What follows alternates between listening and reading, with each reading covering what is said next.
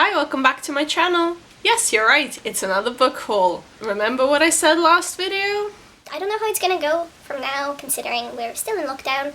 I'm not purchasing many books at the moment because obviously the financial reasons, but keep an eye out. Yeah, that didn't go to plan. I spent 2 weeks in May sorting through all of my books, going through all of them, cataloguing them, separating them into correct genres piles. I used to think that I was a color coder. Yes, you can see a bit of a gradient behind me, but apparently I like to keep my books by genre. It makes life really difficult. And then I have a separate section down here that you can't see in the frame that's all for oversized like trade paperbacks, or like the floppy paperbacks. Yeah, it's a lot of books. So while I was going through all of my books, I was keeping tabs on them, and then I went through all of the series or all of the authors that I own, and I wanted to see if they released anything else, or if I'm missing any books in the series. So that's how I ended up buying 30 plus books. Please be sensible with your spending, be sensible with your money. It's a tough time, I know. I don't know why I did that. It was almost like an impulse buy. I was going through my books and I went onto my phone and I purchased them. And they arrived in like a week or two. The second half of May, I've been really good. I haven't purchased a single book yet, so fingers crossed. Isn't this t-shirt just perfect? I love it so much. It's a really old one from Teespring or something. I'll have a look. It's giraffe with 25 books. I have, I think, 32. So I'm not gonna ramble on anymore. I don't want this video to be like an hour long. I'm gonna show you all the 32 books that I got this month. So let's get going. I did hurt my wrist yesterday, so if I'm struggling a little bit in the video, please bear with me. First set of books, these were all sent to me for my birthday, but they arrived after I filmed the last video. So these are all from my friend Emily. Thank you so much, Emily. I already told her thank you anyway. So these are a few things that she sent me, so let's go through them. First up, it's Becoming Dinah by Kit Duvall. I think it's a YA contemporary debut. It has something to do with a road trip where this girl basically shaves off her hair and tries to find out who she is in the world, and it's almost like a Moby Dick retelling for YA. It's really weird. It's not something I would have picked up on my own, but sure, I'll give it a try. So these two have been loaned to me by Emily. First one is Every Heart a Doorway by Sean Maguire. This is the first one in the series. I think it's called the Wayward Children series. It's all about how these children go into magical worlds, sort of like Narnia, and these books really deal with the aftermath of that, how when they come back they can't really fit in the world anymore. So I was never really interested in picking up this series because they are quite so short and small. I maybe not necessarily like short fiction, I'm not sure, I'm still discovering, but I'm really excited to give it a go. Next up is The Guinevere Deception by Kirsten White. Oh, I have a really bad track record with Kirsten White. I think I read a couple of her books before and there's just something that isn't connecting with her writing for me. So I was not going to pick this up, but my friend kindly lent it to me, so I think I'm gonna get to it in June, hopefully. So you'll see me maybe talk about it. As far as I know, it's a King Arthur retelling from his wife. I think I know it was his wife. Her perspective, and it has like some sort of, I think it's historical fantasy. I don't know if I'll enjoy it, but we'll give it a go. Next up, Woman in the Moonlight by Isabel Ibanez. I don't know why it says Seize the Night in there, maybe it's part of the title. This is a very beautiful copy that my friend gifted to me for my birthday. I think it is signed. Very pretty. So this seems to be a Bolivian inspired, I think like a magical realism fantasy book, all about like ancient relics, and it has jungle and animals. I was not really aware of this book besides it being in book boxes, so I'm actually quite curious. I'm not going to get to it anytime soon, I don't think, but it's part of my collection. It's really beautiful. I think I like this version more than the original. I think the original has like a silvery tone. Maybe I'm wrong. I'll overlay it.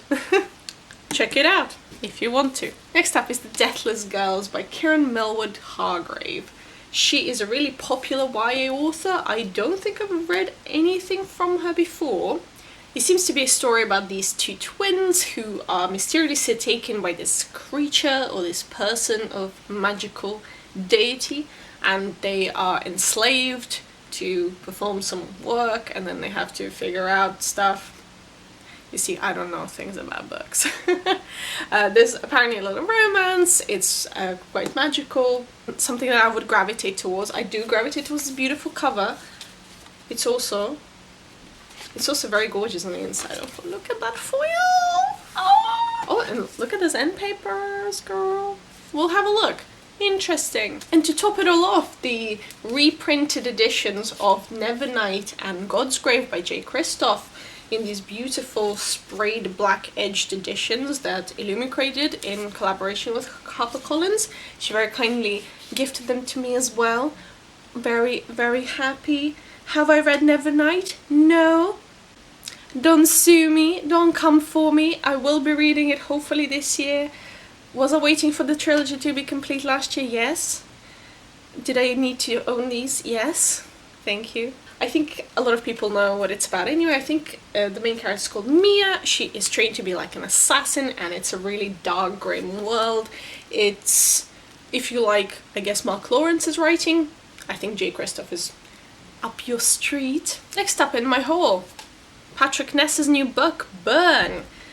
Do I read everything Patrick Ness releases? Basically. He is just a master of words. I really enjoy his work. That's why I own his paperbacks behind me. You can very briefly see them there. And also I own the hardbacks of most of his books. Don't ask me why. Burn is a story. I haven't read this yet. I should have read it this month, but there's still a few days left by the time I'm filming this, so you never know.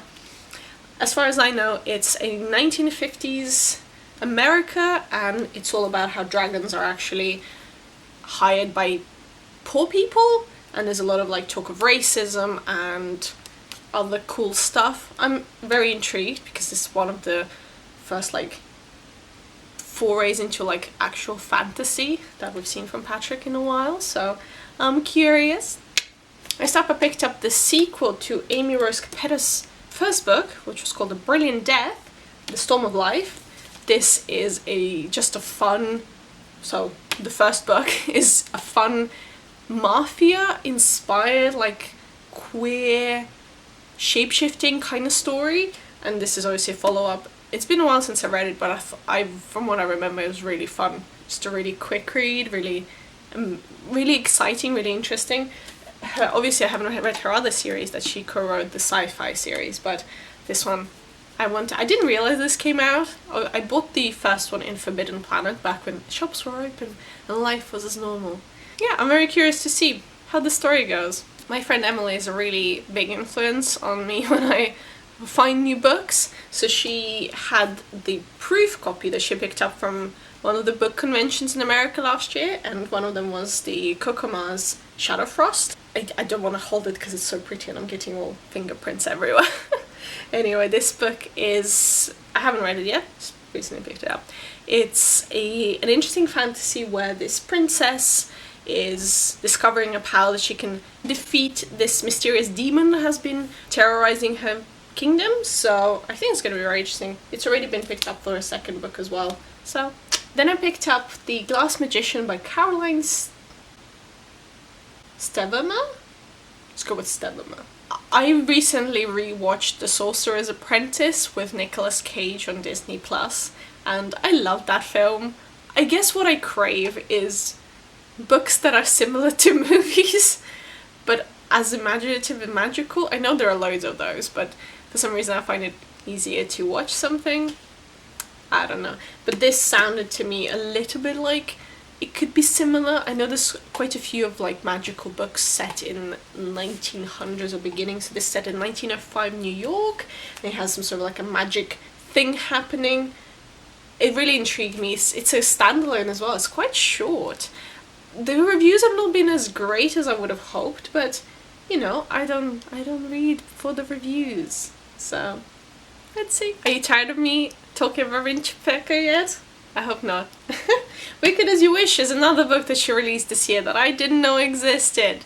As far as I can tell, And from the back, it says it's a high fantasy meets memoirs of a geisha, and I'm like, what? Very confusing, but apparently there was a snow queen that took over this world, and the prince lives or hides out in a town where there's no magic, and then he finds and meets some people who help him to claim, hopefully, his throne back.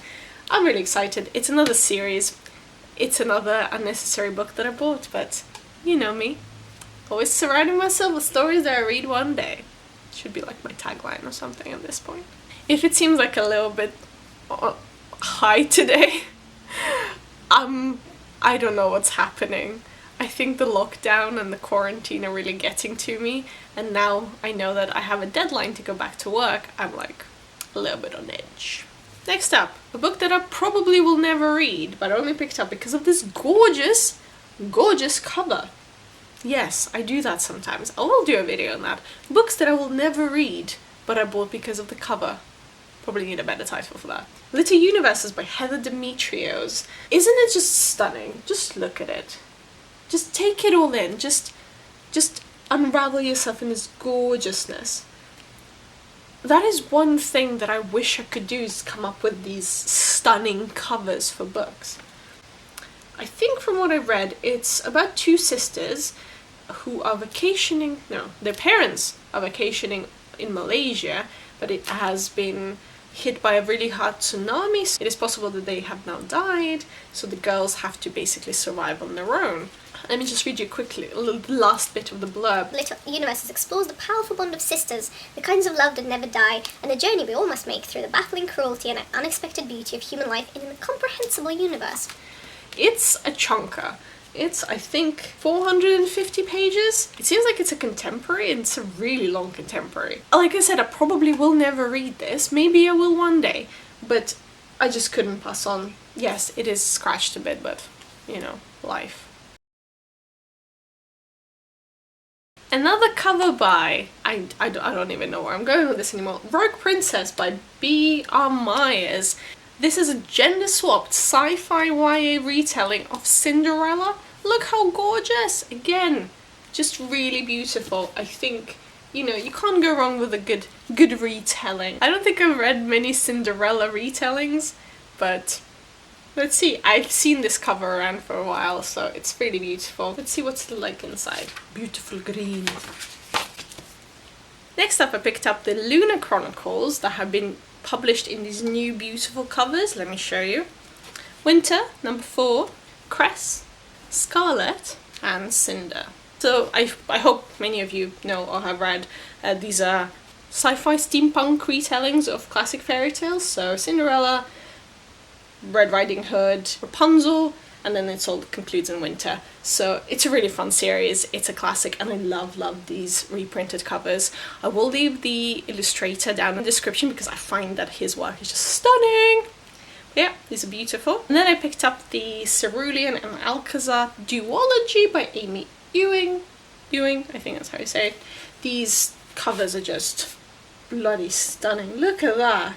They haven't gotten the best reviews, but I found that I like sci-fi very much. Maybe even more than fantasy, which is really hard to take in, to be honest. But yeah, I really like these covers. Really beautiful. What are they about? Let's find out. We're following a main character who lives in this world, which basically is like a connection, like a higher world, and it's feeding sort of off of another planet, and she really wants for that connection to be broken, and then they could move on to a different planet. But then she gets sacrificed instead to break that connection, and she's just really confused about it. But she doesn't die like is expected, so we then move on from there and see what happens. So this is just a duology, so 2 books completed, and I can just jump straight into reading maybe all of my duologies at once. Next up, we have The Gravity of Us by Phil Stamper. This is a YA contemporary all about like space and these 2 boys falling in love, and I really wanted to pick it up. It's really pretty. You've seen it behind me multiple times. I enjoy a couple of YA contemporaries, not all of them, but I have enjoyed Becky Albertelli's work, Adam Silvera has a couple of his work, so I'm just curious to see what this is, and you know, you want a little bit of something smooshy sometimes, so I picked this up. I picked up a sequel to, what was it called? The Devouring Grey, here we go. The Deck of Omens by Christine Lynn Herman. This is a conclusion to the duology. It's the first book is heavily inspired by Stranger Things, and it's almost like an 80s, but not really, kind of feels like it, world where there's this thing called the Grey, and it's trying to eat this town, and the characters are connected to the protectors of this town, so we follow them. It's like a large group of people, so I wasn't a fan of the first one, but I thought, you know, let's finish this off. I'm not really fussy about reading at this point, so, but it's also really pretty. The first book is pink, this one has blue pages. Then I picked up The Knowing by Sharon Cameron, which is the sequel and I think the conclusion to the duology. The first one is called The Forgetting. It's up there, I can't be bothered to take it down. The first one was a really fun book. It's all about how in this world, if you haven't written down something, or like your memories or anything that happens in life, it's forgotten. So every certain amount of time there's a massive, almost like a cleansing of memories that happens, but our main character, Nadia, has never forgotten a single thing. So she starts using that knowledge to her power. This is the second one. I didn't even know it existed until I did my little book organization, so fun. Next up I picked up the recommendation by Cece. I don't know her YouTube handle, but I leave it downstairs. She reads a lot of queer books, and I love picking up new queer titles if I get a chance to find them. So this is the third book in the series. The first one is called Not Your Sidekick by C.B. Lee, and this is the third one called Not Your Backup. This is all a really fun world where everyone has superpowers, but then our main character, Jessica Chan, is trying to get an internship, and she ends up being an intern for this villain. It's really fun, it's really easy. They're self-pubbed, from what I can tell, or like a really small indie press, so it's really fun to support different authors, not your big 5 main publishing houses. And I think everyone is on some sort of a Les Mis kick right now, because at least I think there's at least 3 different retellings going on at the same time right now. One coming out this month called The Court of Miracles, then there's A Dangerous Remedy that should have come out in April but is coming out in August now, and Sky Without Stars. Who is it by? Jessica Brody and Joanne Rendell. This is a sci-fi retelling of Les Mis, which is set in space. It is 550 page book. It's floppy though, right? That's good. I have never read Les Miserables, but I thoroughly enjoyed the movie adaptation. I have not seen the play. I have heard the music. So I don't have any like amazing feelings towards it. I'm not like, oh my god, I'm in love. But I'm curious. It is a long book, but you know, never a better time. Next up I picked up a couple of graphic novels. This one is The Deep and Dark Blue by Nikki Smith. I don't know much about it, but from it I think it's a middle grade, which is probably shouldn't have picked it up, but I thought it's so cute. Look how cute it is. It has really, really cool illustrations. I'm just really excited to read something new. I have gone through like phases of reading and not reading graphic novels, but graphic novels are one of my favorite, not genre, are they genre? Format? I don't know anything about this. I think there's twins and they try to fight bad governments. That's what I hope it is. Next up is the YouTube darling, The Prince and the Dressmaker. So as far as I know, it's also really beautifully illustrated. It's all about this girl who becomes a dressmaker?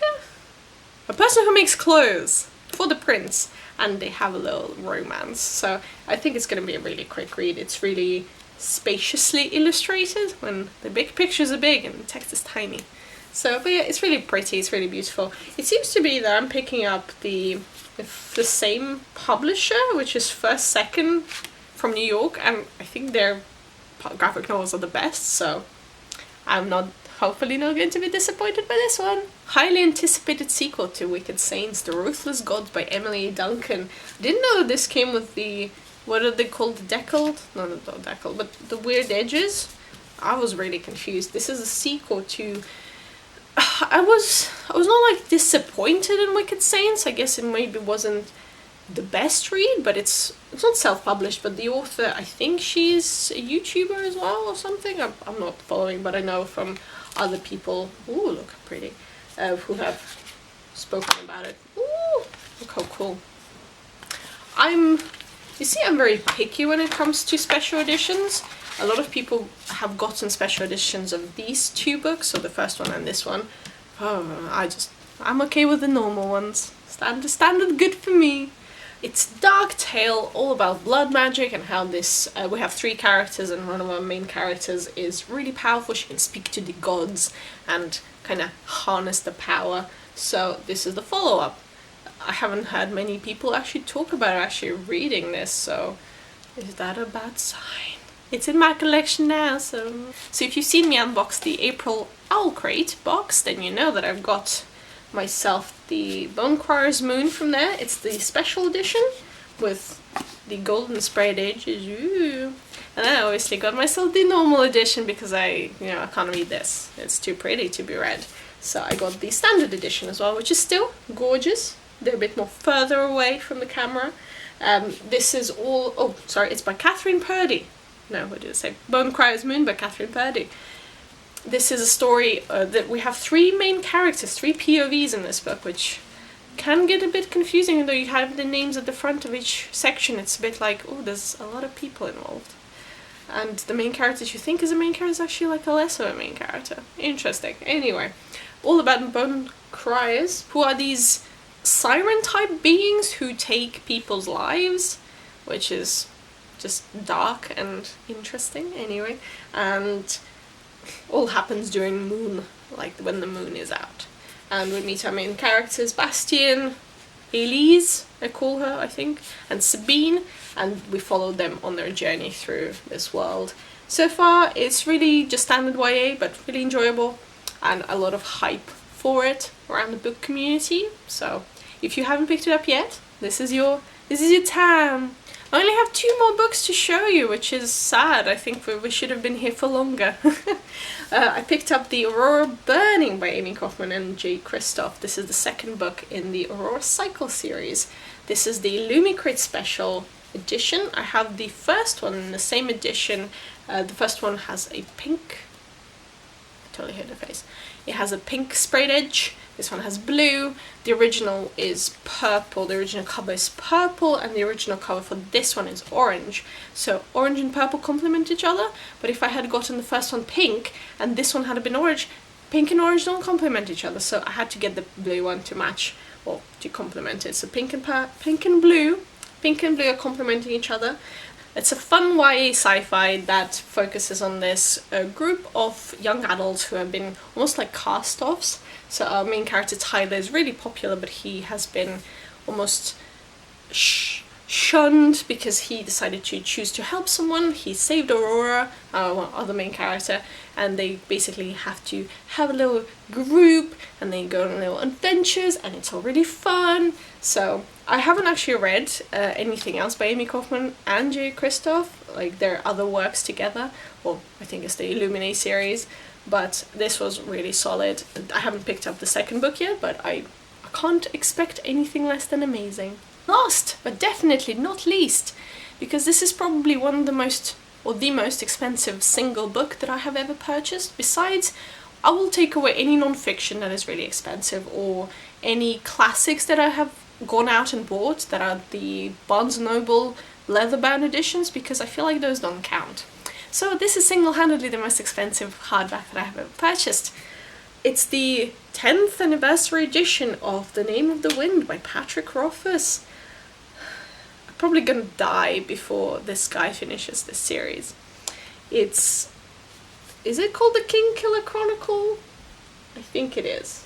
I could be completely wrong. I don't remember. It's been a while. I feel like I will need to reread the series before the next one comes out, when I don't even think it has a release date. But it's It's a classic. I wanted this edition. Look at this. Gorgeous! Dying for it. It's a fantastic fantasy. If you want to get really into deep fantasy, this is it. This is the epitome of it. Patrick Rothfuss is a fantastic storyteller. It's all about this man telling a story of his life. And is he a good narrator? Is he making him look better than he is? We don't know. It's all really in the hands of the third book that we're still trying to wait for. But I just wanted to have this. I've seen it around and then I got really impatient and I ordered it. It cost me an arm and a leg, but here it is. So, I think this concludes my 32 book. I probably will count and then it will be wrong. But big May book haul. I'm not going to say anything for June, because there's a lot of stuff coming out in June, so I will be purchasing more books. I know there is an issue on BookTube about this, but at the end of the day, do what makes you happy, spend your money where it makes you happy. I don't buy anything else besides books, really, so, and video games. I'm buying video games, like you can tell by the last video. I hope you enjoyed this video. Thank you so much for coming on this really strange adventure. I'm in a really weird mood, so thank you for holding up with me, and I'll see you in my next video. Bye!